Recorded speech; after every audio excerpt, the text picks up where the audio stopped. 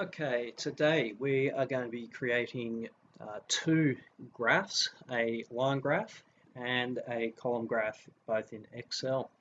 So I have two tables here. The first table is of changing temperature of water over time, and this is going to be a line graph as the independent variable is time and it is continuous number data, and temperature being a dependent variable, it has also continuous number data. So number data and number data is going to give us a line graph. So down further, we have uh, another table, and this one is going to be a column graph. So on first appearances, it might look as though it's all number data, both independent variable and the dependent variable.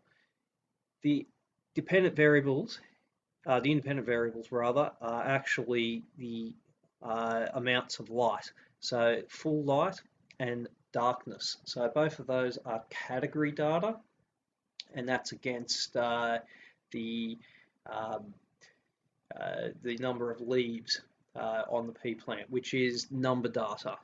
And it's just that I have that samples of that every fourth day over a period of 28 days. So it's a little bit more complicated, but it is actually category data versus number data. So the amount of light being the category data, full light or darkness, versus number of leaves. So more on that later. We'll start with our line graph. So the very first thing that we need to do is select all of our table, and we'll go up to Insert and go to the recommended charts. And we've already went through with you that a column graph is not appropriate for this data. We're going to go down to this one here. This is a scatter graph, sometimes known as an XY scatter graph.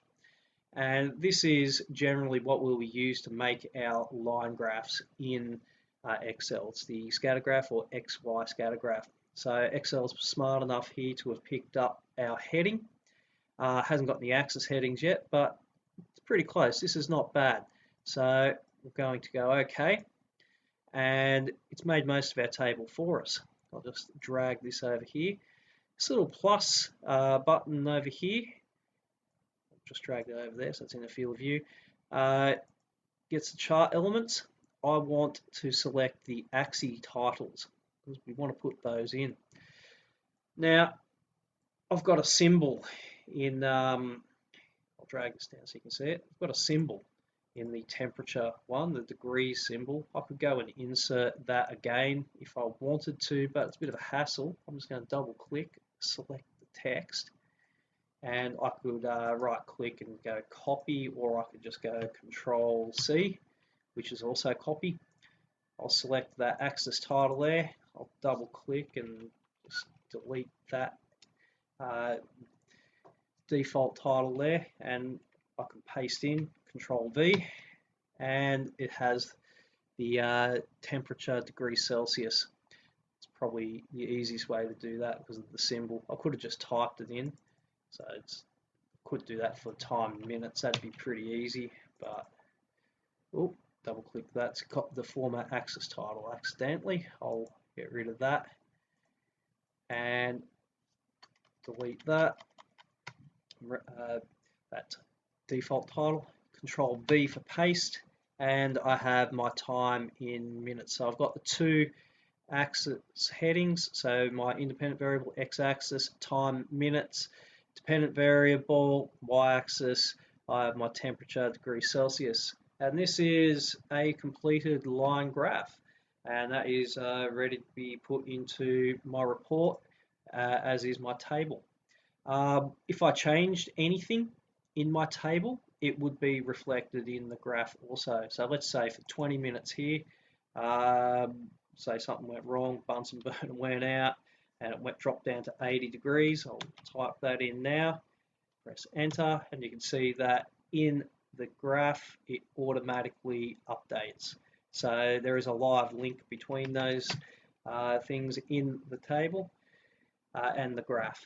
So no need to worry if you've made a mistake in data entry and you've gone ahead and made your graph. You don't need to start again. You just change your data and it will be reflected in your line graph.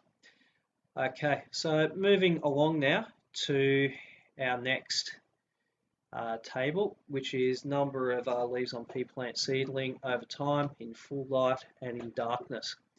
Excel's pretty good at picking up information for you when it makes your graphs. In Excel, they're called charts, but in Science, we have a different name. Excel is pretty much made for the business community. It really wasn't made for us scientists, unfortunately. So the naming is a little bit different, but it's certainly very useful for us.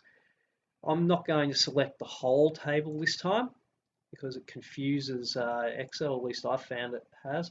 I'm going to select just those column headings and those cells there. So again, we insert and we go to the recommended charts.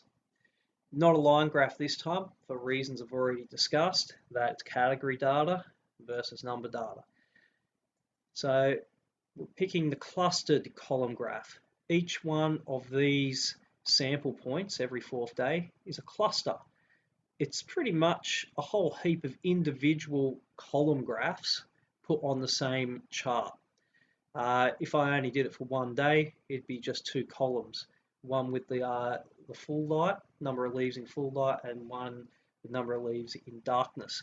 But we have each of those sets of data every fourth day as well. So I like this graph. I'm going to select it. It's got most of what we want. So I'll move this over here.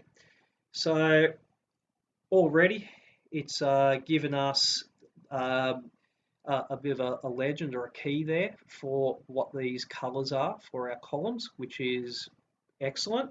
Hasn't given us a title. We can edit that in a moment, or edit that now actually. I'll select that heading.